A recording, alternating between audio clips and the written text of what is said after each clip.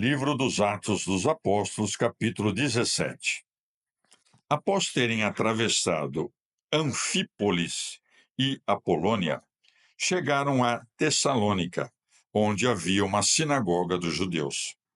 Segundo seu costume, Paulo foi procurá-los.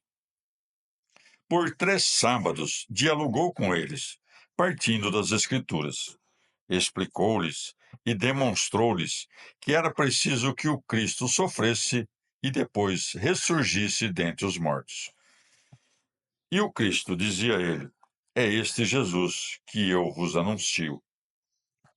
Alguns dentre eles se convenceram e se uniram a Paulo e Silas, assim como grande multidão de adoradores de Deus e gregos, bem como não poucas das mulheres da sociedade.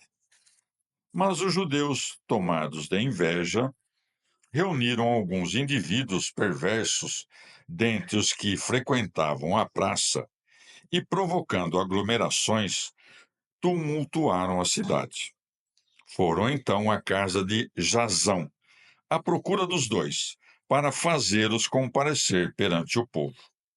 Não os tendo encontrado, arrastaram Jasão e alguns irmãos para diante dos politarcas, vociferando.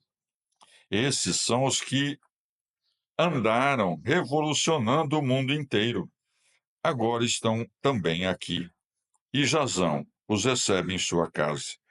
Ora, todos eles agem contra os decretos de César, afirmando que há outro rei, Jesus. Assim, agitaram a multidão e os politarcas que ouviram essas coisas. Estes, contudo, tendo exigido fiança por parte de Jasão e dos outros, deixaram-nos em liberdade. Os irmãos fizeram logo Paulo e Silas partir de noite para Bereia. Eles, tendo ali chegado, dirigiram-se à sinagoga dos judeus.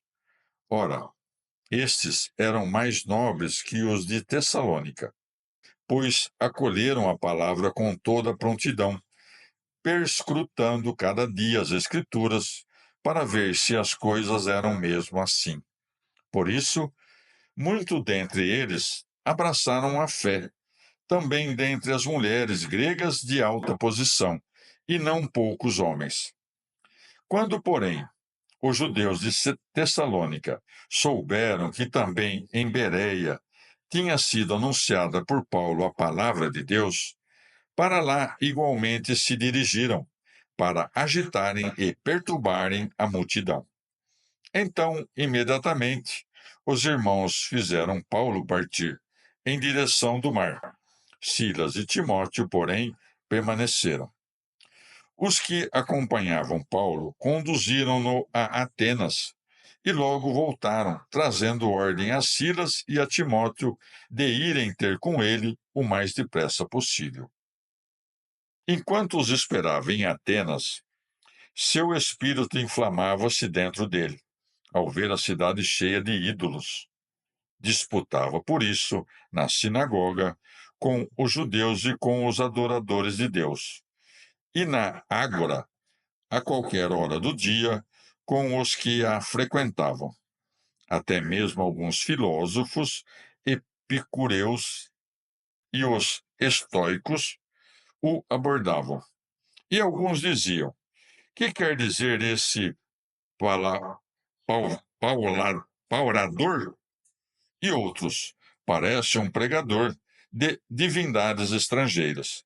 Isto porque ele anunciava Jesus e a ressurreição. Tomando-o então pela mão, conduziram-no ao Areópago, dizendo: poderíamos saber qual é essa nova doutrina apresentada por ti? Pois são coisas estranhas que nos trazes aos ouvidos. Queremos, pois, saber o que isto quer dizer. Todos os atenienses, com efeito, e também os estrangeiros aí residentes, não se entretinham noutra coisa senão em dizer, ao ouvir as últimas novidades. De pé, então, no meio do Areópago, Paulo falou: cidadãos atenienses, Vejo que, sob todos os aspectos, sois os mais religiosos dos homens. Pois, percorrendo a vossa cidade e observando os vossos monumentos sagrados, encontrei até um altar com a inscrição: Ao Deus desconhecido. Ora bem, o que adorais sem conhecer, isto venho eu anunciar-vos. O Deus que fez o mundo e tudo o que nele existe, o Senhor do céu e da terra, não habita em templos feitos por mãos humanas. Também não é servido por mãos humanas, como se precisasse de alguma coisa. Ele que a todos dá vida, respiração e tudo o mais.